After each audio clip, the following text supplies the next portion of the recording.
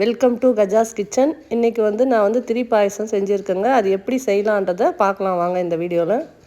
இதுக்கு தேவையான பொருளெல்லாம் ஃபஸ்ட்டு பார்த்துடலாம். 1 கப் பாசிப்பருப்பு எடுத்திருக்கேன், 1 கப் பச்சரிசி மாவு, ஏலக்காய், முந்திரி, 300 கிராம் பாசிப்பருப்பு எடுத்திருக்கேன். அதுக்கு 200 கிராம் வெல்லம் எடுத்து காய்ச்சி வடிகட்டி எடுத்து வச்சுருக்கேன். 2 ஸ்பூன் பச்சரிசி மாவு கரைச்சி எடுத்து வச்சுருக்கேன். இவ்வளோ தாங்க இதுக்கு தேவையான பொருள். வாங்க எப்படி செய்கிறதுன்றதை பார்க்கலாம். ஒரு பவுலில் நம்ம எடுத்து வச்சுருக்க பச்சரிசி மாவு போட்டுக்கலாம். ஒரு பிஞ்ச் உப்பு சேர்த்துக்கலாம்.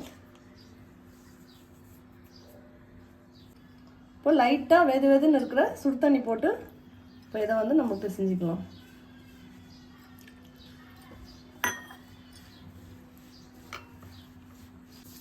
இப்போ நம்ம எடுத்து வச்சுருக்கிற பச்சரிசி மாவை லைட்டாக சுடு தண்ணி போட்டு இந்த மாதிரி பிசைஞ்சு வச்சுக்கோங்க. இப்போ நம்ம பிசைஞ்சு வச்சுருக்கிற பச்சரிசி மாவில் எப்படி திரி செய்யலான்றது பார்க்கலாங்க. சும்மா கொஞ்சமாக அப்படி மாவு எடுத்து இப்படி உள்ளங்கையில் வச்சு அவ்வளோதாங்க.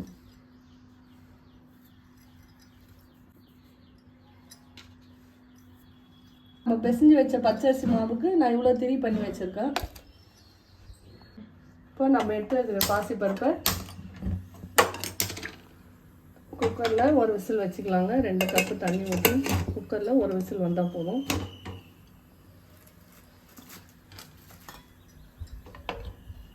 சின்ன குக்கரில் நான் பாசிப்பருப்பு வச்சேன். அது எனக்கு பத்தாதுன்னு தோணுச்சு. அதனால பெரிய குக்கருக்கு நான் மாற்றிக்கிட்டேன்.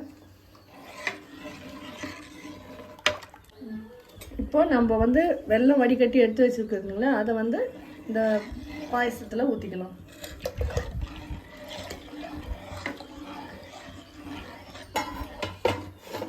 என்னடா கருப்பாக இருக்கேன்னு பார்க்காதீங்க. எனக்கு வெல்லம் வெள்ளை கலராக இருந்தால் பிடிக்காது, கொஞ்சம் கலராக இருந்தால் தாங்க பிடிக்கும். அதனால் இன்றைக்கி நான் கருப்பு வெல்லம் தான் எடுத்திருக்கேன்.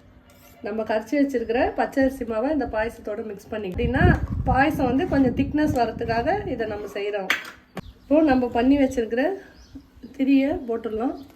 இப்படி உதிரியாக போடுங்க. போடுறப்போ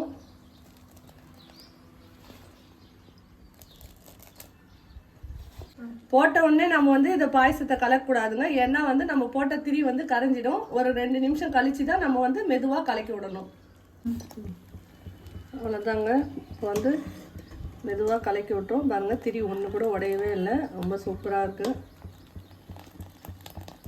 இப்போ ஃபைனலாக நம்ம எடுத்து வச்சுருக்கிற ஏலக்காய் தூளை போட்டுடலாம். பொடிச்சு வச்சுருக்கிற முந்திரியும் போட்டுடலாம்.